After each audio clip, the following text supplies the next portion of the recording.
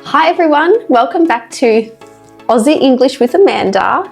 So today's video, I'm going to be answering some questions that my followers asked me on Instagram. I got a lot of questions, I narrowed it down to 10. But for the time being, let's get started.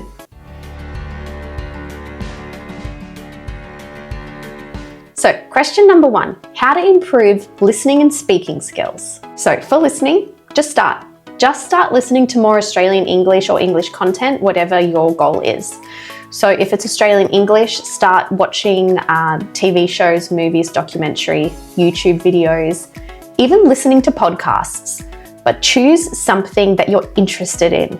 If you don't normally watch true crime in your own language, don't pick a true crime podcast or documentary just because it's in your target language or Australian English. You're going to lose attention really quickly. So try and find something that you're normally already interested in. If you love watching travel vlogs, choose an Australian travel vlogger. If you like watching comedy, even though comedy in Australia might be a bit different, it'll still give you an idea on comedy in Australia, and you might even learn some slang, ways of speaking and culture along the way. If the audio is too fast, you can actually slow it down. That's called the playback speed. So you can do it on YouTube videos. If you listen to podcasts on Spotify, you can do it on Spotify, Netflix.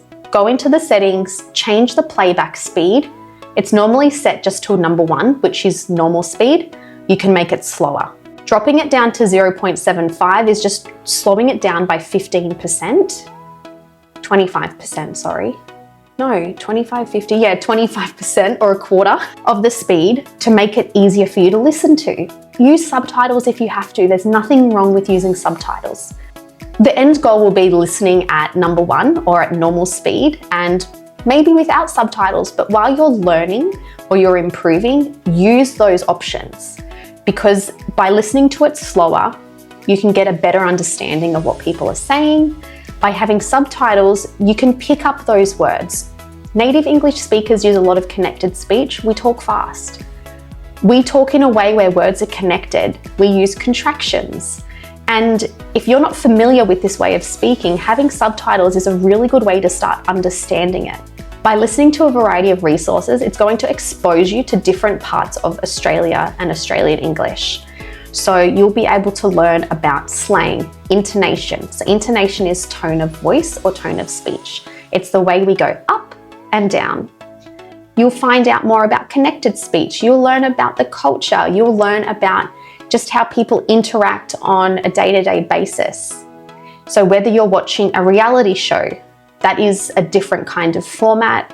It's less scripted. So it is a little bit scripted, but it's less scripted than a TV show. YouTube, most of the time, is completely unscripted. So by using a variety of different resources, you're getting that kind of exposure to the different ways of speaking. To improve your speaking skills, again, just start. If you're nervous to speak to native speakers, do it from the comfort of your own home, whether that is reading out loud. Reading out loud is such an underrated way of improving your speaking.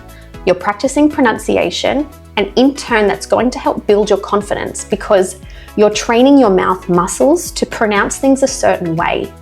If you're unsure of pronunciation, have a look online. It's sometimes hard to find Australian English pronunciation for things, so you can always check on the Cambridge English Dictionary and choose the British pronunciation because that's the British received pronunciation, which is really similar to the Australian English cultivated accent. So if you're unsure of pronunciation, look at that. There's so many different apps that you can check your pronunciation as well. So by talking or reading out loud, it's a really good way to just start training those mouth muscles to speak a certain way. You can also speak to yourself in the mirror. Record yourself if you want to. You don't have to put it anywhere, but I'm learning Hindi. I post Hindi speaking vlogs on my other YouTube channel, Biday Namaste. And when I'm editing, I actually pick up so many mistakes, and I know I'm making those mistakes so that I can then try and improve the next time around. By recording yourself talking to yourself in a mirror, again, you're just getting that confidence, getting that exposure to speaking. You can always try different ways as well of speaking to yourself. You could set a timer, say for 30 seconds, and just talk anything. Don't focus on the accuracy, focus on fluency. So don't worry about being accurate or not, but just talking on the spot, because that's going to improve your critical thinking skills too. You can always use a technique called shadowing as well. So shadowing is where you listen to a native English speaker, whether it's YouTube video, TV show, movie, some kind of recording, and then try and copy them or shadow them. You're following them or repeating them. So you're trying to repeat their tone of voice. You're trying to repeat their way of speaking, their pronunciation. So these are all the things you can do from the comfort of your own home without even actually having to speak to someone. You will have to eventually speak to someone to improve your speaking skills, but these are small steps you can make to improve your overall skills. Start off small when talking to people. Whether it is asking the person making your coffee or serving you at the supermarket, "Hey, going? How are you? Have a good day." Learning those small phrases or small talk is going to help build your confidence as well, because small talk is kind of expected in Australia. So it's not going to seem weird if you're doing it to someone. You're going to feel uncomfortable if you're not used to it, but the other person won't feel uncomfortable. So by practicing small, saying hello to someone, asking someone how they are, that's giving you that practice and exposure to then hold conversations with people at a later time. Okay, question number 2, common slangs. I actually have a mini slang guide, which I will put in the description. It's a free guide with 20 commonly used Australian slang words. I also have a paid guide, which is an A to Z slang guide of slang words, slang phrases, idioms, and phrasal verbs. So that is paid. It is $7.99 Australian dollars, cheaper than a Big Mac. I'll put that link in the description as well. But for the purpose of the question, I'll just run through a few really commonly used slang words. The most commonly used one is probably arvo, which is short for afternoon. So because we don't say the R sound in Australian English, except for some exceptions, it is a drawn out or long R. Arvo, arvo. Like you're saying afternoon, that first part of afternoon, R, and then you're using vo as in voting, arvo. It sounds really similar to avo, which is the fruit or vegetable, avocado, but the difference is in the vowel sound. Avo, arvo, avo, arvo. G'day, which is just short for hello or good day, g'day. This is a bit of a stereotype for people who live in Australia. It is assumed that every Australian says g'day. They don't. I don't personally say g'day to everyone I see. I will say, hey, how are ya? How you going? Hello, good morning. So if you're comfortable saying g'day, there's definitely nothing wrong with it, but don't feel like you have to say it because not everyone does. Barbie, short for barbecue. Again, we don't say the R sound in this one, so it's just Barbie. Chrissy, short for Christmas. So it's coming up to Chrissy holidays or Chrissy break. You'll be hearing this one a lot. Brekkie, short for breakfast. How you going? So not how you going, how you going. How you going just means how are you? Not where are you going, but how are you? You can reply back to that with not bad. Not bad just means good. We love using heaps. Heaps just means a lot, very much, so much, too much. So I'm heaps busy today. It was heaps cold yesterday. I'm heaps excited for the weekend. Macca's, short for McDonald's. This is actually trademarked by the McDonald's brand. No worries just means it's fine. So you could say no worries, no dramas, no problems. They all just mean it's fine. She'll be right just means it'll be okay. It will be okay. She will be right. She'll be right as the contraction.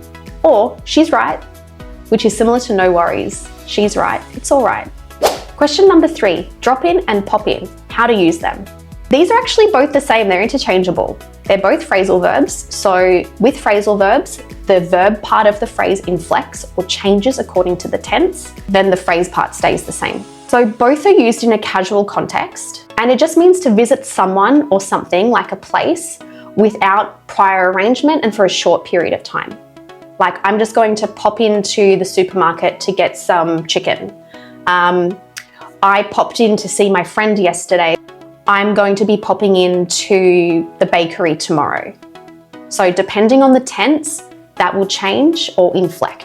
This is a really great question. Why is the letter H pronounced as H? So the pronunciation of H is actually grammatically incorrect, even though I'm saying it right now. I just grew up saying it this way, but it is grammatically incorrect. It is common in Australian English, and it probably comes from the influence of the Irish. So to those who don't know, Australia was a British colony, and it was built by convicts. So convicts were sent to Australia to serve their prison time or their jail time. When they finished their sentence, a lot of them didn't have money to go back to their home countries, so they settled in Australia. Those convicts were from all around the United Kingdom, so England, Ireland, Scotland, Wales. So H is really common in Irish English as well. So I think this is just kind of stuck in Australian English. And it is that influence probably from the Irish settlers. So even though I said it's not grammatically correct, it is really just a matter of accent and regional variations. In Australian English and some other dialects, saying H is common and accepted. However, in standard British and American English, the correct pronunciation would be H. So whether H is correct or not just depends on the regional version of English. Another really great question, what situation is it appropriate to say you guys? So you guys is used in Australian English to casually and informally talk to a group of people. So at work, your manager might say, all right guys, is everyone listening? What are you guys doing right now? You should be working. What are you guys up to this weekend? It's okay to use it with friends at social events or in relaxed work environments. So the example I just gave about your manager saying it, it really comes down to the manager and the kind of relationship you have with that manager as well. It's not really the best choice to use in a really formal situation. Like if you're going to a job interview and there's a panel of 3 interviewers, you're not going to say, hey, you guys going today? Probably not appropriate. Some people just don't like being called guys, especially if they're a female. Maybe they don't like that kind of label. Some people just don't like it because it is really informal. In these cases, you could say everyone or you all, or even just you, how are you today? Backing off on this, use. Use is an informal plural to you all. Again, it's not grammatically correct and probably not appropriate in formal settings because use can also mean a group of female sheep. So some people don't appreciate being called use, but yeah, not necessarily grammatically correct, but also commonly used. So I think the key takeaway with this one is in a casual group, social environment, or with family or friends, it's okay, but I would really not use it in a formal business environment or a formal environment. Next one, any free meetups for improving Australian speaking? The one website I would really recommend is called meetup.com, and it's not just for speaking. It's a way to make friends, to find groups of people with similar interests. If you're someone who really enjoys bushwalking or just walking outside, you could find a walking group in your area that could be a group of Australians, non-Australians, all sorts of different people. It's a way to meet people with similar interests as you. So I have heard stories or situations of people getting together for a speaking group or kind of a meetup to practice speaking other non-native English speakers in Australia, and that's through the Meetup website. So that's probably the one I would recommend, but you could always search Facebook groups. So like English speakers in Sydney, for example, play around with those keywords because Facebook is like an endless resource of groups, so you'll be able to find something. There's also a website called eventbrite.com.au. I'll put that in the description. You can look for different events around your area, so not necessarily speaking, but they sometimes do have public speaking groups or other sort of gatherings you can have a look at there too. Okay, next one, how to explain the adverb already, as in he already left. So yes, already is an adverb. It's an adverb of time and it actually has 2 different meanings. We use already to indicate that something has happened before the moment of speaking. For example, where's Johnny? Oh, he already left. So he had left before the moment of that question being asked. So it's a pretty straightforward one. Meaning number 2, we use already to express surprise that something has happened earlier than expected. For example, is it already 7 o'clock? We can also put already at the end of a sentence, which is kind of used as an emphasizer or to show more surprise. So, for example, is it 7 o'clock already? Next question, tips for facing Aussie accents as a foreigner from a non-English speaking country. I actually have a free guide that I've just finished. I'll again put the link in the description for this one, which talks about 5 ways to navigate the Australian accent. I'll do a really quick summary just for the purpose of answering this question, but you can read about it in more detail in the guide. Basically, the first one is understanding the different uses of the R sound. So I've done a couple of videos already about the Australian accent being non-rhotic, which just means we don't always pronounce the R sound everywhere it's written, except for some exceptions. So by understanding that, that's really going to help you understand the way that people speak. And if you're someone who wants to improve your own accent, understanding about how to drop those sounds or how to put that R in where it's not actually written will help improve your way of speaking too. The next one is understanding the Australian vowels. The broader the accent, the longer the vowels get. I'm not sure if you've seen that TikTok trend of, or Instagram trend of people saying the Australian no. Oh no, with a more of an R sound at the end. That's a drawn out vowel sound. So the broader the accent or the more Aussie the accent, when people speak through their nose or have a more nasal accent, those vowel sounds get longer. And that can be a little bit confusing for people. The next one is engaging with different sorts of media, which I talked about earlier on how to improve your listening skills. But watch videos, shows, YouTube videos, listen to podcasts. Any opportunity to expose yourself to the accent will be a huge help. Number 4, embrace slang and informal language. Again, I already mentioned it earlier about the slang, how to understand it. I have the slang guide, the free mini slang guide. I have my slang ebook if you're wanting to learn more about Australian slang. But by understanding the different types of slang used, it's going to help you understand people and it's going to help you communicate with others too. You can immerse yourself in Australian slang by talking to locals, watching shows, reading books, listening to podcasts or the radio. And the last one, practice with native speakers where possible. Next question, the hardest sound in Australian English. Personally, I think it's the lack of the R sound that gets a lot of people confused, especially if you're someone who learnt the American accent when you were studying English or maybe even growing up. Because there's so many different ways to replace that R sound, whether you replace it with a schwa or reduced vowel sound like in doctor, whether you're replacing it with the y sound as in here, beer, fear, or replacing it with an or, like I just did with or, the number 4. Another one is the long O. From my experience with teaching, most students have a lot of difficulty trying to pronounce the long O sound. You'll find the short O in words like hot, got, nod. So if you can see my mouth, it's getting very narrow and round. Oh. The long O is a bit different. Rather than my mouth being closed and round, it's more wider and flat, almost said with a smile. You'll hear it in words like no, so, go, oh. You can see my mouth is like flat and wide or flat and kind of open like this. What I just want to kind of remind people is this sound could be very different to what you learned. So if you're not getting it straight away, don't be upset at yourself because you basically have to unlearn how you've learnt this sound for however many years and relearn something, and it takes time. And last question, when am I going to Australia? And where in Australia did I grow up?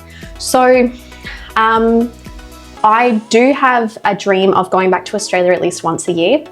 I went in December last year, I went in September this year, and I'm hoping to go again November next year. So that is my goal or my dream of when I want to go next. Where I grew up, it's a bit of a long story, but I was born in Sydney. When I was 8, I moved to the town I grew up in, which is a small beachside town in New South Wales called Woolgoolga, near Coffs Harbour. And that's where I did my schooling. I studied at TAFE in Coffs Harbour. Then when I was 20, I moved away to Ayers Rock Resort, where Uluru is. I spent about a year there, and then I moved to Darwin, where I lived for 2 years. Then I moved to Brisbane and I spent about 6 years in Brisbane before I moved here to India, and I've been here for 4.5 years. So there you have it, 10 questions that I've answered asked by my followers on Instagram. If you have any other questions, feel free to write them in the comments, but check the description because all the links that I said I would add will be in there. Thanks for watching. I'll see you next time.